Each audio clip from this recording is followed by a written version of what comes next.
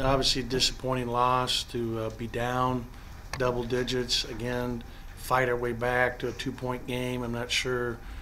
It was 62-60 when we fouled and didn't make them earn it from the field and let them shoot foul shots.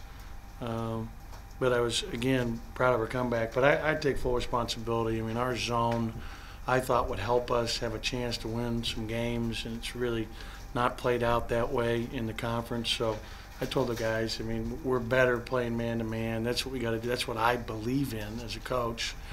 You know, I played very little zone in my career. I thought it was better for our team the way we were struggling in the non-conference. But we gotta go away from it and just, you know, live and die with our man-to-man defense, because that's what I believe in, and I think our kids prefer that. So that's what you know. I told them after the game. I'm responsible. I mean, if we had been more aggressive, and we got to play without fouling. We did get in foul trouble in the first half, and it hurt us. And we were all man. Excuse me, all zone, and we're still getting in foul trouble. Gavin's 2 fouls were at the offensive end, and then IJ Chicken had an offensive foul.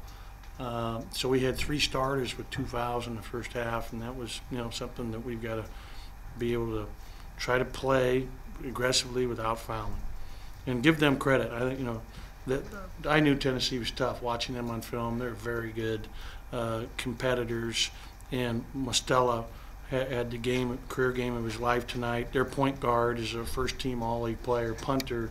I mean, he got his average. And he had a great play, played the whole game, but he had a great pass. We were downing the ball screen. He found the guy for a layup. He was just waiting. He was really, really a smart player. You can see he's got a bright future beyond college level. Questions? You were in the smaller lineup, and Q had a career game playing the 4, and they said that was an adjustment for him. Did you like that, seeing that? You know, this was the right team to do it against, number one, because they're playing small. But, you know, Q's one of our 5 best players. You know, I'm not sure we can do that every night. I mean, there may be a 4-man at 6'10", where it doesn't make sense to do it. But regardless, you know, he's playing his, you know, major minutes, you know, the way he's performing here on out. He's going to be, as we've said before, a really, really good player. You cut the lead to 1 or 2 or 3 a couple times during the second half, and see on the next possession, Tennessee would make a shot to push the lead back out. Is there something mentally that has to happen after cutting the lead to come back on defense?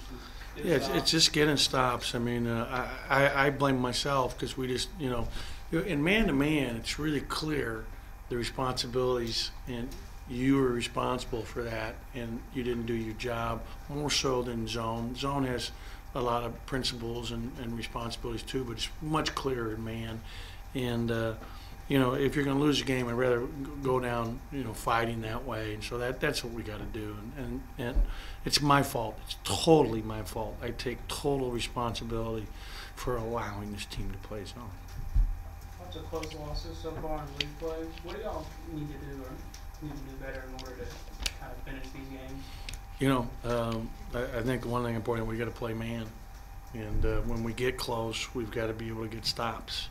And this game was different than the Kentucky game. The Kentucky game, you know, we were down 15 on the road and fought back to 2 where we were in man and didn't get to stop where we had a chance. But this one, I mean, what was the time when it was 62-60?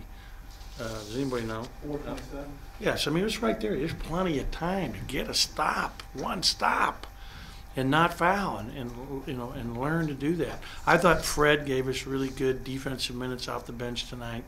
I thought their zone bothered us offensively from our standpoint at the end of the first half, where, you know, we had guys out there that can't feed the high post. We got to get the ball to the high post. That's the soft spot of a zone defense, is the high post, and it's something that we've just got to continue to drive home, because it's going to be an issue, and people will zone us until we get better attacking it. I liked our assist-to-turnover ratio, 18-9. We won the battle of the boards. We went to the offensive glass tonight.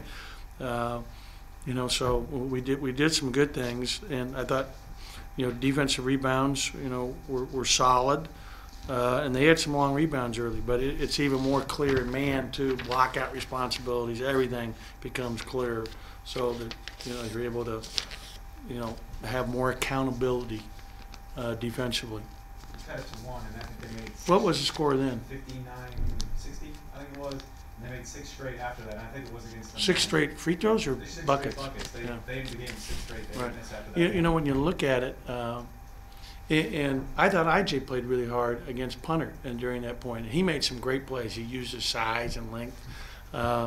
You know, and so you're throwing out those stats for me right now. And that's kind of why I thought, I mean, we were trying to, but I'm done with that, okay? If they make 12 in a row, we're playing man-to-man. If they make 20 in a row, we're playing man-to-man. And we'll sub and find guys that we can, you know, contest shots better and do better. But when you look at it, I think we stat it, you know, between our man and our zone. What were the percentages? They were very comparable tonight, but the difference is in zone, you're giving up more threes, you know. And give them credit. Like I said, Tennessee's a good team. I mean, especially their 2 guards. You know, starts with having great guards to be a really good team. And those 2 guards, Mustafa made a big step forward tonight. I mean, you know, he's a hard guy to defend, and he did a great job. In the second half, he had 16 points. You mentioned Q. How much progression do you think he's made since he got here last summer? He's made a huge progress, both with his body, his shooting. His shot is really coming on right now. You look at him, 3 for 5 tonight. He's going to be a really special player before it's all said and done. And he's a great kid. He's a hard worker. But why he's getting better, there's no one who works harder. He really puts the time in and cares. You know, he came in after our last game at Kentucky and, you know, wanted to watch the film and watch the entire film. And he saw, God, I'm not getting up on my jumper. He was in here at midnight 2 nights ago, you know, getting up shots at midnight, along with Eric Holman. And you love to hear that about kids. What was the problem for Golden tonight? You know, I thought he got off to a slow start, missed a couple open shots, you know, and I think that probably kind of piled on him mentally, but because he's been shooting the ball really well. You look at 3-point percentage in conference, he's like 43%. And, you know, he, you know, has got to get better in every aspect of his game. But I thought tonight he had, you know, 6 defensive rebounds, which is, I think, probably close to a career high, if not a career high. And, you know, I think that, you know, he had a couple shots that late he probably should have gave up to his teammate that he tried to, you know, put towards the hoop that got blocked. But, you know, I want him to play aggressive. So he'll bounce back. 7-9, 0-4. What do you think this team is mentally? How are they handling it? I think it's really tough on them. I mean, it's tough on me. I know how I feel, and you know, they're resilient. But, you know, we have good kids. That's the thing. And I think already it's something like when some of the weight's been lifted, you know, scrap the zone. Let's just man it up here. You know, no matter, you know, let's man up here now. You're responsible, period. You know, and that's my fault. That's totally my fault. That's not their fault. Q mentioned, talking about the man zone, that in the first half when Tennessee pulled out, I think 21-9 or something like that they had actually kind of came to you and said, we want to play man. Right. Was it more your decision to let them play man, or was it more them saying, hey, coach? Both. I mean, but I like hearing that. Coach, let's get out of this stupid zone and play man. That's all on me. Again. And, you know, so I am totally responsible. And you know, who knows where we'd be if we were playing straight man for the last 4 games. I don't know. But I think we probably would have snuck a win in there somewhere. That's on me again. When they come to you and say that they want to go man? Oh, it's just in the middle of the game because we're not getting stops. You know. We're not. Was there anybody that joined the man particularly helps?